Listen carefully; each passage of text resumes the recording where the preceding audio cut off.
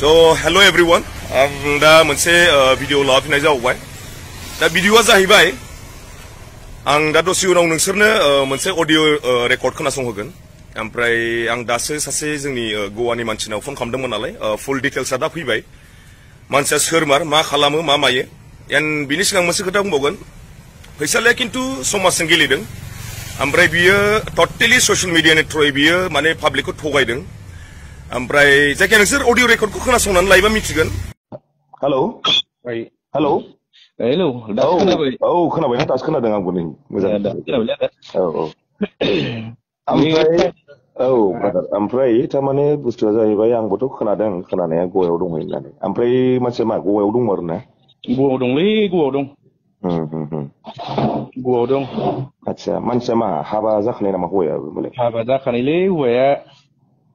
बे आं दे जेब्ला आइडि हरदों ना औ नोंनो बेयाव सब गामिनि एड्रेसखौ गवा गभर्नमेन्टआव नायगिरबाथाय सब आइडि एड्रेसखौ बिनि गामिनि एड्रेसखौ मोनजोबो. आदसा आदसा जेराव रुम भारा थादों बे परबरिमाव बे समाव 2013आव आदसा बे समाव बियो फैनानै सिकिउरिटि मावफैदों बियो.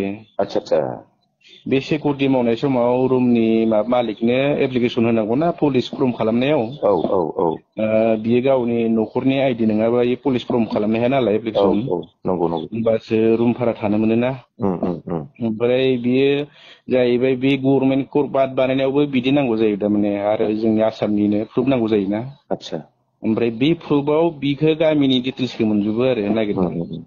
थारमाने होनबाथ' बे दुनियाखौ जामासो बानायगासिनो बिसोरो. इउ एस थांदों होननानै थगायदो. इउ एस गैया इयो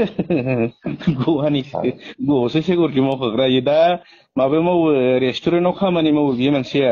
आदसा आदसा ओरैनो लोगो मोनखांखाबाय आरो ना नोंसोरो? आगोल लोगो मोननाय माने आंनि लोगो बङाइगावनि सोमखोर होननायाव हरदों आङो थारमाने. बिसोरलाय आंजों थादोंमोन 2013आवनो सिकिउरिटि मावजाबनाय होननानै. औ औ औ औ बेनिफ्राय आरो सोमदोनाबो हरबाय. बिबो आंजोंनो दंफायोमोन बिराद आंजोंनो आगोल लोगो मोनखानाय खामानि मावनायाव होननानै खिथाबाय. बेनिफ्राय आरो दा बियो दा उमुक थुमुक जागासिनो दं होनना बुंबाय. पाहारलिम दङ बिसोरो पाहारलिमखै दङ. आदसा पामुलि होननायखै दंसो थारमाने. बिसोरनि पुलिस थानाया माबा गोलैयो कुलुवा गोलैयो. कुलुवा गोलैयोना दा बिसोर जेराव दङ?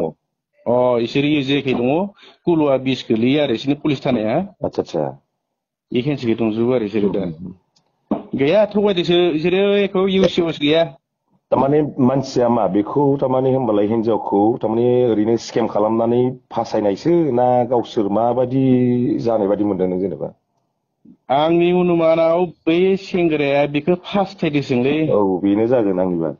फास्थायदो थारमाने बिनि गोसोखौ जेसे हागौ थारमाने बोनानै खिलायनाय इन्जय खालामनोसो लुगैनाय खालामना लानाय जे। औ औ औ औ बिदिसो एख' गैया बे सेंग्राया इयो खामानि मावग्रासो इयो। थारमाने नों हिनजावाबोथ' बुजिनांगौमोन ना सासे मोजां न'खरनि मानसि बियो एफा मोजां आरो बेबो एफा बेबायदि मानसिनि माबायाव गोजावलाबायनाय मानाय बिदिथ' जानो नाङामोन ना बियो। बिदिनोथ' दा बेखौबो बिदि खालामबाय आरो दा गोसोखौ फाग्लि खालामनाय रखम जादों बेखौबो। मानसिया थारमाने ओरैबायदि जाबावदों जाहैदों थारमाने बिमाया सुइजारलेण्डनि बिफाया एख' नङा इयो सुइजारलेण्ड गैया इयो नै बे एड्रेसाव ना बिनि डिटेल्स गामिखौबो मोनजोबो आं जेराव आइडि हरदों ना बे आइडियाव बिनि गामिनि न'खरखौबो सब मोनजोबो। इनि नामा प्रबित बसुमतारि ना? पबित्र बसुमतारि। औ औ औ औ बिनि गामिनि सब नागिरना मोनजोबो बेयावनो। एख' गैया इयो गवासो थायो। आसरित मानसिलै। एख' गैया इयो 2013 फैनाय इयो। ओरैनोथ' रिपर्टआ फैखादों जोंनियाव गवायाव दं होननानै। दा बे आरो जायखिया आं खिथानाय जाबाय आरो दा पामुलि मिरियाखै दं बिसोरो। पामुलि ना? पामुलि मिरिया कुलुवा 20 थाना बिसिना पुलिस गोलैयो कुलुवा। सानबेसे जाम्बा बानायनोब्रा मानसिफोरखौलाय सानबेसे जाम्बा बानायनो। आंबो दुखु नांदो इदि जाथि न'खर मालायनिखौ सेफायनाया बया नाङोना जायोबाबो। बेनो जादों खोथाया। जायबाबो एसेबाबो दुखु नाङो निजिनि जाथियानो बेसे दायजों मिजों थांना मा जागासिनो दङ आरो बिदिनो मैया थारमाने गाव आंजों रायज्लायदोंमोन नालाय फैसालिया।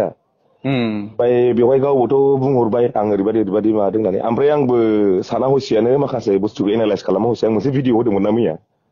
भिडिअ नुदों आङो। भिडिअ होदोंमोन आङो थारमाने आं उनावहाय सानफिनबाय आं बुस्थुआथ' माने अनेक बुस्थुखौ आं सानदों आरो गोथौयै।